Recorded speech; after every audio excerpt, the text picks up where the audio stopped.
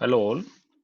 So in the last lecture we have discussed about the supergear force analysis and its kinematics. So in this lecture we are going to discuss about the supergear design.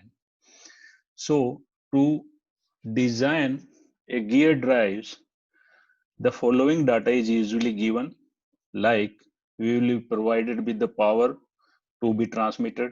Then we also know the speed of driving gears, the speed of driven gear, or you can say velocity ratio, the center distance.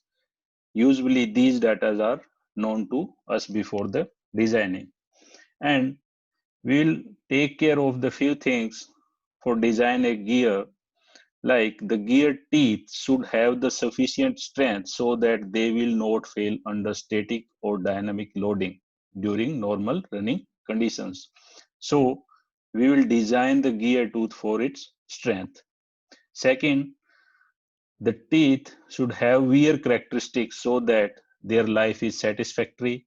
Then you can say use of space and material should be economical. The alignment of gears and deflections of shaft must be considered because they put effect on the performance of gears.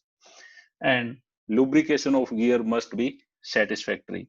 So these are the criteria which should be fulfilled in a design of gear. So first of all, we'll see the gear tooth strength. Okay, so gear tooth, here you can say in this figure, you can see a tooth of gear, right? So the beam strength of gear tooth is find out using the Lewis equation.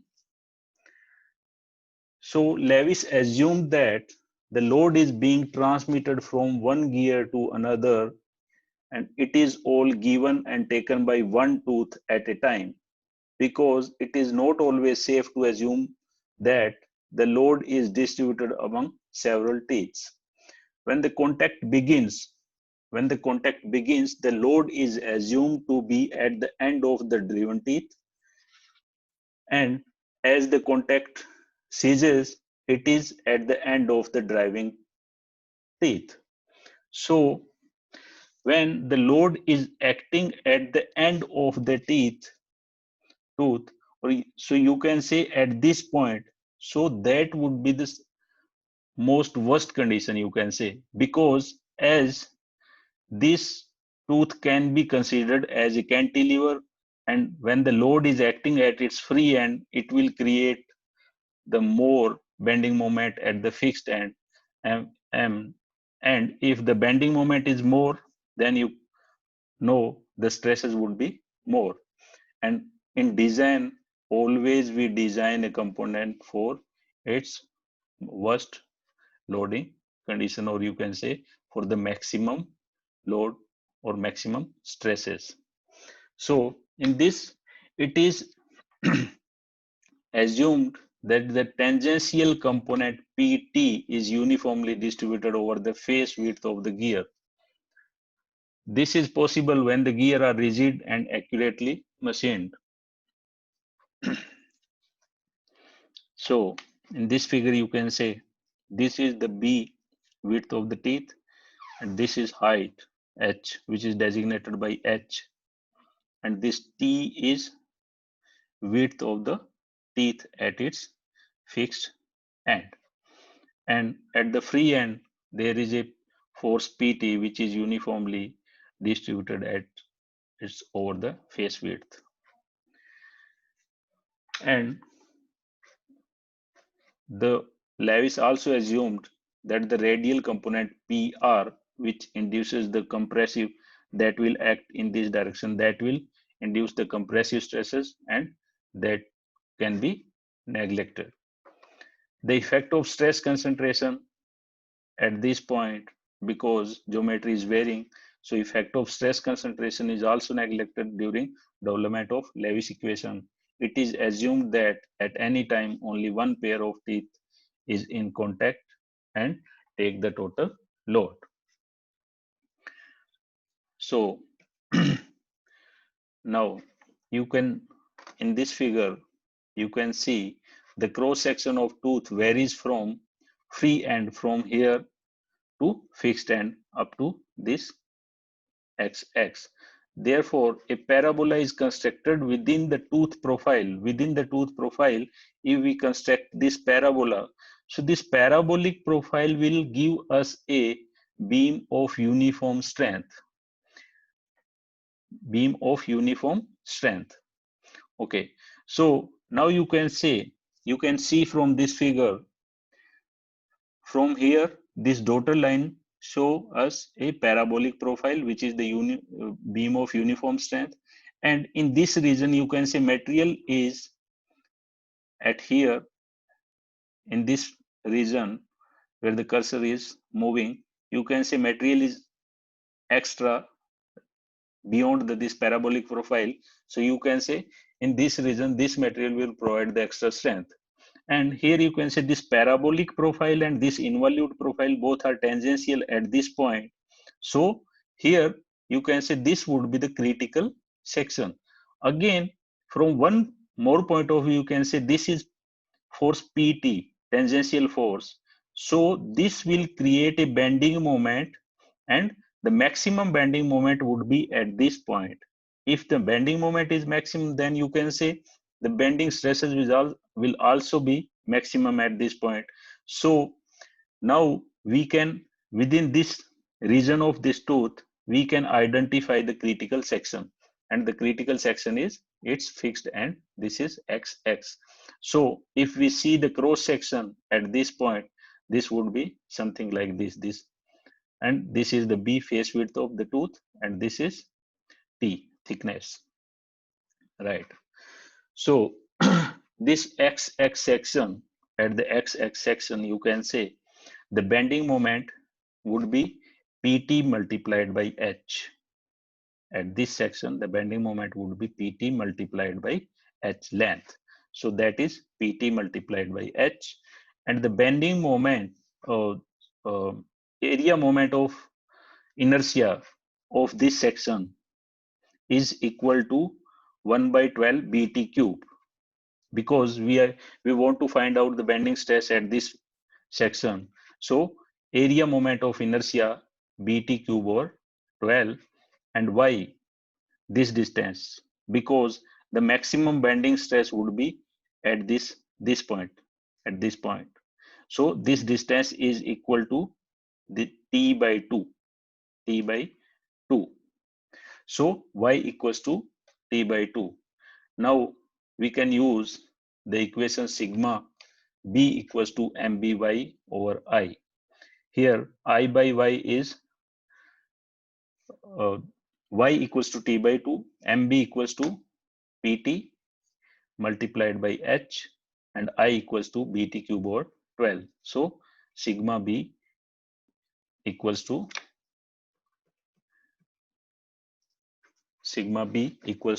this formula. Now from using this formula, we can, by rearrangement of terms, we can find out the tangential force, which is B face width of the teeth, sigma B bending stresses, T square over 6H. So multiplying the numerator and denominator on the right hand side by M is module MB sigma B T square by 6HM. So here T of T square by 6HM is known as Lewis form factor, which is designated by Y, T square by 6HM, right? So this equation PT, tangential force, equals to M module times face width of teeth multiplied by bending stresses multiplied by Lewis form factor Y. So in above equation, Y is called the Lewis form factor. Equation gives the relationship between the tangential force and corresponding sigma B bending stresses, right? So when the stress reaches its permissible magnitude of bending stress, the corresponding force PT is called beam strength. If, now see, if this sigma B is replaced by permissible stress of material of gear tooth, then this PT becomes beam strength. If sigma b replaced by permissible stress, then this pt becomes beam strength. So this equation is known as Lewis equation, which will give us a beam strength of gear tooth. Now if we will discuss about the Lewis form factor. So Lewis form factor is given by T square by 6hm. Now T is the thickness of tooth at its root, H is height of tooth, and M is module.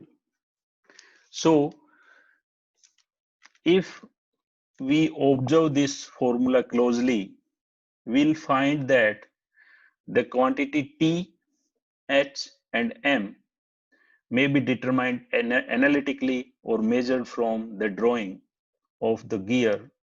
It may be noted that if the gear is enlarged, the distance T, H, and M, because M is module which is D by T.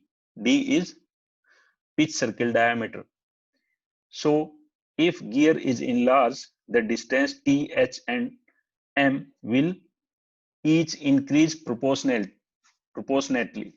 Therefore, the value of y will remain unchanged. If we increase the size of gear, the value of Lewis form factor will remain unchanged. A little consideration will show that the value of y is independent of the size of tooth, right? If we enlarge the uh, gear, then it will not change. So we can say it's independent of size of tooth and depends only on the number of teeth. If now you can say if we change the number of teeth, means module is d by t, then if we change the t, then this Lewis form factor will get changed. So now the important factor is this. Now we can say the Lewis form factor depends only on the number of teeth or on the gear. So Lewis form factor in the form of number of teeth for different profile, different type of gear is given by these formulas. This is for 14.5 degree composite and full depth involute teeth, involute system. This is for 20-degree full depth and similarly for 20-degree stub system. So by using these relationship, we can find out the Lewis form factor. So from here, now we can say Lewis form factor does not depend on the size, it depends on the number of teeth.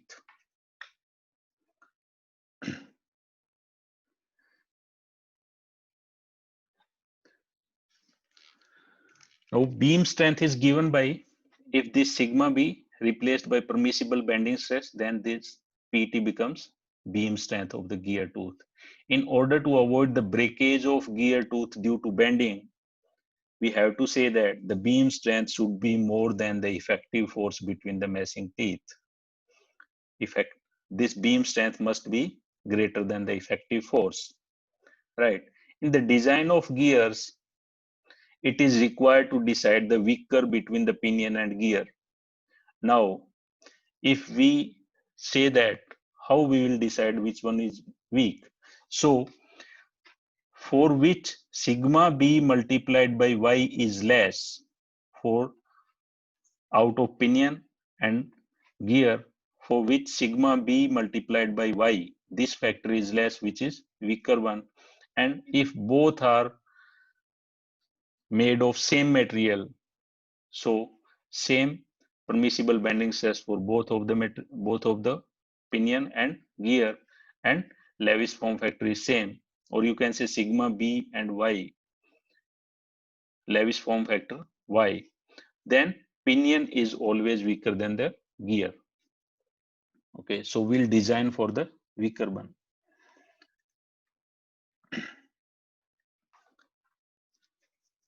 And this is the table. So you can, according to number of teeth, you can pick the value of Lewis form factor directly from this table. Otherwise, you can use those formulas. Now, the permissible bending stress. As we know, the gear tooth is continuously subjected to alternating stresses, because when the tooth is in engagement, it will experience some bending stresses. In otherwise, it will be free, or you can say stresses would be zero. Again, after a rotation, it will come into the engagement and it will experience some bending stresses. So the teeth of driving and driven gears are subject to stresses in one direction only. So those from this figure, you can say the driving and driven gear, when this is in engagement, it will experience the maximum stress. Otherwise, the stress would be zero. When after one rotation, again it will come into the contact with another pair of another uh, tooth, it will experience some stresses. So this is one revolution. And similarly, if the sigma maximum, then sigma mean can be calculated, and which is sigma maximum divided by 2, and sigma amplitude also sigma maximum divided by 2. So the teeth of the idler gear or planetary gear or planetary pinion are subject to stress in both the directions. Idler gear, when it comes into the contact with the driver, and again before completing the one revolution, it will comes into contact with the driven gear, because idler gear is in contact with driving as well as driven. So when it's in contact with the driving gear, it will experience a bending stress in one direction, that sigma maximum. After some time, when it will come into the contact with driven gear, it will experience the bending stress in the reverse direction, just reverse from previous one. And then it will come into the contact after one revolution, it will again come into the contact with the driving gear, it will experience the sigma maximum bending stress. So this is one revolution. So in this case, sigma maximum, sigma minus, in this is in negative direction, so sigma n and sigma a, sigma m is equal to 0 and sigma a equals to sigma maximum. So from this discussion, we understand that the gear tooth is subjected to fluctuating load, fluctuating stresses. So we have to design for fluctuating load. And when we design for the fluctuating load, we consider the endurance limit. So in general, endurance limit is taken as 1/3 of ultimate tensile strength. And as we know, the endurance limit stress depends upon factors: surface finish factor, size factor, then reliability used in design, stress concentration, then the gears rotating in one direction or both direction. And approximately this is taken as 1/3 of the ultimate tensile strength of the material. So in this, sigma B can be taken as 1/3 of SUT. So this will consider for the fluctuation of stresses. Now the effective load. So effective load, this PT can be calculated from the torque transmitted by gear. This is the rated torque. So MT equals to 60 multiplied by 10 raised to power 6 kilowatt over 2 pi n. N is the RPM. So by using this formula, we can find out MT and PT multiplied by D by 2 is MT. So by using this relationship, we can find out the tangential force on the tooth. Similarly, the torque required by driven machine also varies. As we know, this MT is a rated torque, but there is always torque fluctuation. So always we design for the maximum torque. So in design, maximum force due to maximum torque is the criteria. This is accounted by means of service factor. The service factor C as defined as maximum torque over rated torque, or you can say MT max over MT or PT max over PT. So PT max maximum tangential force is service factor CS multiplied by tangential force Pt obtained from rated torque. This service factor depends on factors like working characteristic of driving machine, uniform, light shock, medium shock. So from this table we can pick, according the situation given in the numerical, we can pick the value of Cs. Then example for the machines with different working characteristics. For uniform, if we know in the numerical, if given with the electric motor, steam turbine or gas turbine, we can assume this is the case of uniform driving machine, and accordingly we can pick the Cs, service factor. Again, by using these three tables, we can decide the Cs, service factor. And by using service factor, we can find out the effective load PT or PT maximum, which is Cs multiplied by PT. Now, to find out the dynamic load, to find out the effective load, we have to consider some dynamic, because this is not the case of static one. So dynamic load can be approximated by using the velocity factor.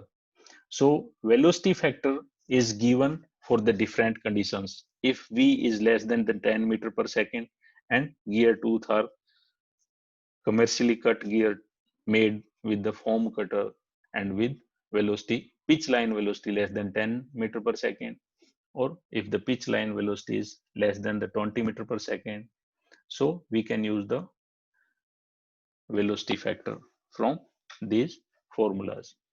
These are the empirical relations of to find out the velocity factor. And velocity, pitch line velocity can be obtained using V equals to pi dn by 60. Here D is pitch circle diameter, N is RPM. The effective load between two meshing teeth given by P effective, C as service factor multiplied by PT over CV. The velocity factor is an empirical relationship developed by past experience. So according to the pitch line velocity, we can find out the P effective using this formula. So in the final stage, once we decided the P effective, so in the final stage of the gear design, when the gear dimensions are known to us, at this stage the gear dimensions are known to us, the error specified and the quality of gears are determined, the dynamic load is calculated by equation given by Buckingham. The effective load is given by P effective is equal to CSPT plus PD. So PD is the incremental load because of there, you can say there can be a manufacturing error in the tooth profile, or you can say there can be a deflection of tooth profile because of load. So if there is deflection when the P is acting on the tooth, there can be a little bit deflection. So that deflection will create some acceleration in the gear, because suddenly if a tooth is deflected, then the load is removed, it will undeflect. So because of that, this type of phenomena, there would be some dynamic action. So this PD will take care of that type of phenomena. So PD is given by this empirical relation 21 times velocity CED plus PT divided by this factor. So now we are going to discuss about these things.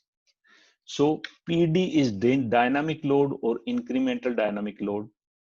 In Newton, V pitch line velocity, C deformation factor, which depends on the type of material, and E sum of the errors between two meshing teeth, B face width of the tooth in mm, PT tangential force due to rated torque.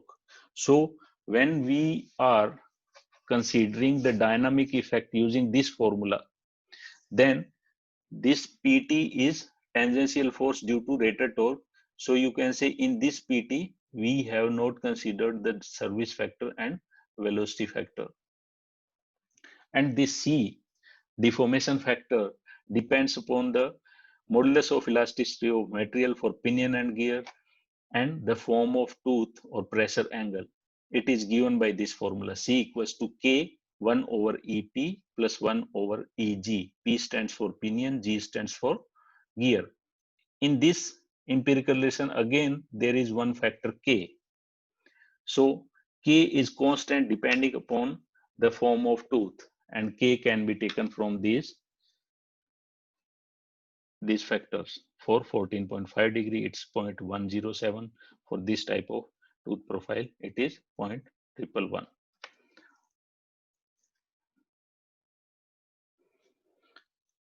Now,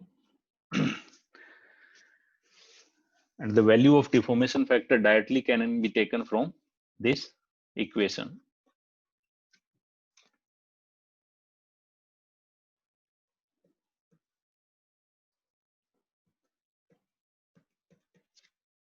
And the error E is given by EP plus EG. EP is the error on pinion and EG is error for gear. So E equals to summation of both of the error on pinion and error on gear. The error depends upon the quality of gear and the method of manufacture. So from this table, we can find out the E. Okay, E is given in this form. Here phi equals to M plus 0.25 under root D. D is pitch circle diameter, M is module. So using this phi into this equation, we can find out the E in microns. Now, in order to avoid the failure of tooth due to bending, we can say the beam strength must be greater than the P effective. So if we introduce the factor of safety, then we can say SB equals to P effective multiplied by factor of safety, right? So now, and one more thing, the recommended factor of safety is from 1.5 to 2. So when we designed the gear tooth, then again we have to find out the factor of safety. If that factor of safety comes between 1.5 or you can say more than 1.5, then we have to say the design is satisfactory. Otherwise, we have to recalculate all the dimensions by modifying the module. So if we can estimate the module based on the beam strength. So PT is given by 2mt over d prime. So d prime again can be, or you can say pitch circle diameter can be written as module times number of teeth, and here mt can be written in the form of power. So this PT equals to this formula. Now P effective is CS over CV. CS service factor and CV is velocity factor multiplied by PT. So this equation becomes something like this. Now SB is given as M module times face width of the teeth into sigma B multiplied by Lewis form factor Y, right? So SB equals to M B sigma B Y, and if we multiply this equation by M and divide by M, so this becomes M square B by Y. And as we considered that the tooth is subjected to fluctuating load, this sigma B would be SUT divided by 3 multiplied by Lewis form factor Y. So using these three A, B, and C, we can find out the module. Module equals to this formula. So from here, we can find out the module. So the above equation is used in the preliminary design stage of the gear. Now, the wear strength of the gear tooth. So the maximum load that gear teeth can carry without premature wear out depends upon the radius of curvature of the tooth profile and on the elasticity and surface fatigue limits of material. The maximum and limiting load for satisfactory wear of the gear teeth is obtained using this equation. So PT is given by B capital Q D prime multiplied by K. Here Q is a factor 2 times of ZG. Z stands for number of teeth on gear and ZP stands for number of teeth on pinion. But this ZG and ZP can be replaced in the form of module. So Q equals to 2D over D plus dP. So and this factor K is given by this. This formula comes from the theory of Hertz contact stresses. This formula comes from the theory of Hertz contact stresses. So for now, we can take this formula K as it is. K equals to sigma C square sine alpha cos alpha. Alpha is pressure angle 1 by E1 plus 1 by E2. E1 and E2 are the Young's modulus of elasticity for both of the gears divided by 1 by 4. And sigma C can be find out using here sigma C can be find out using this formula. Sigma C square is equals to 1.4 times PT divided by this factor. So where SW is wear strength of the gear tooth in Newton, this SW is, and by replacing this PT in by SW, so SW becomes DQ dpk. So this SW stands for wear strength of the gear tooth and sigma C surface endurance strength of the material in Newton per mm square. And this ratio factor for the internal gear, this ratio factor for the external gear, and if we are talking about the internal gear, this ratio factor replaced by or modified as 2ZG divided by ZG minus ZP. So this expression for the load stress factor K can be simplified when both the gears are made of steel with 20-degree pressure angle. So this K can be simplified if the gears are made of steel and pressure angle is 20. So E1 and E2, if both of the gears, pinion and gear wheel, both of them made of steel, then the E1 E2 can be replaced by this value. Alpha is 20 degree and sigma C is 0.27 times of BHN. BHN is Brinell hardness number, or in Newton per mm square, it's 0.27 multiplied by 9.81 multiplied by BHN. BHN stands for Brinell hardness number. So K equals to this formula sigma C square sine alpha cos alpha multiplied by 1 by E1 plus 1 by E2 divided by 1 by 4. So we replace these all value in this formula. So we have simplified form of K 0.156 multiplied by BHN divided by 100 whole square.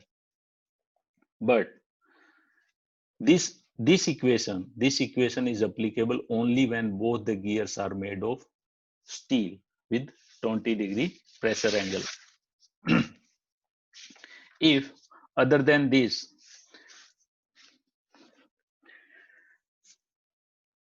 if the gears are not made of the steel and pressure angle is not 20 degree, then we have to take the material property E1 and E2 from the book and we have to replace those E1 and E2 into this equation, that particular alpha, and we can use this complete equation if the gears are not made of steel and pressure angle is not 20 degree. If the scenario is something like this, gears are made of steel and alpha is 20 degree, directly you can use this equation.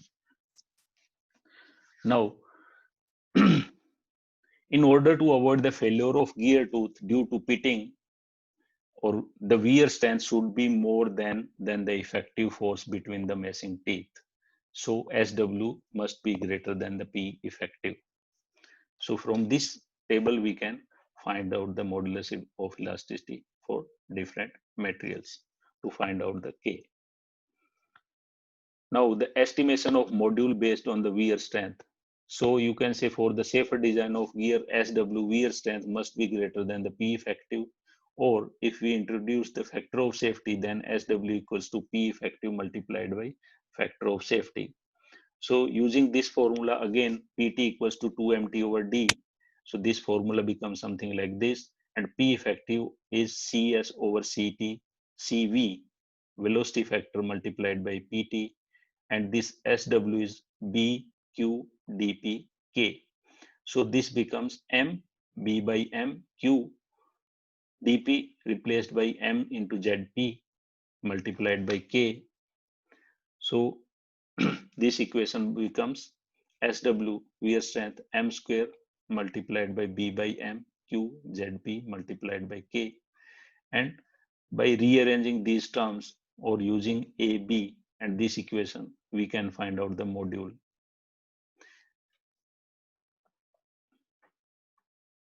So in the next lecture, we are going to discuss about the numerical problems. I'll put one video on the numerical based on the design of spur gear. Thank you.